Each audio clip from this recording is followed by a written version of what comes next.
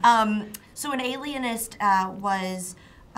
it's an old-fashioned term for a psychologist, and it was someone who studied the human mind and studied people with mental illnesses, and that was still being born during this time period. It's set in 1896, and it was disregarded as kind of not a real science, and so Daniel plays Dr. Laszlo Kreisler, who's an alienist and is kind of a pioneer in this field, and we use it specifically in this series to solve a crime.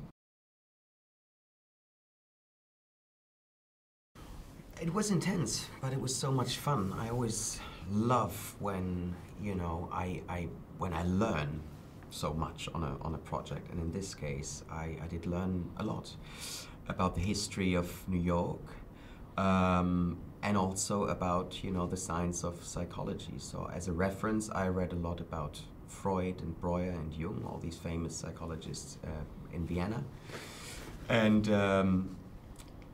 it helped me to shape my character. So I took a lot of things from one or the other, and sometimes it was a perfect match in their biographies and similarities that my character in the book and in the scripts had to someone like Freud.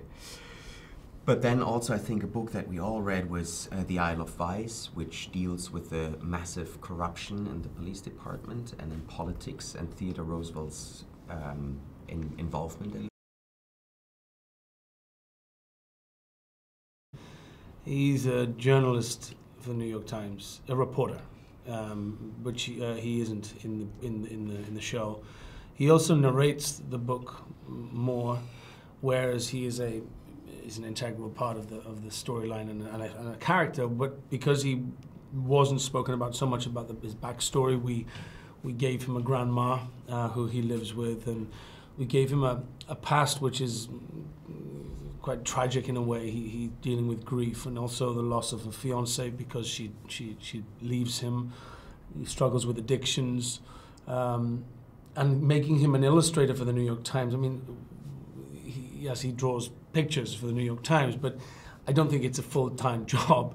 And I think most of the time he's just meandering through life, and he was an interesting man because he's sort of, he needs to be anchored, and you need to pull him back down. And through this story and through his involvement in this this parallel criminal investigation that these characters decide to run, he finds his feet, and, you know, he gets anchored and deals with some of his past demons, if not all of them, but some of them. So he's a very interesting character to play. I mean, I love John Moore.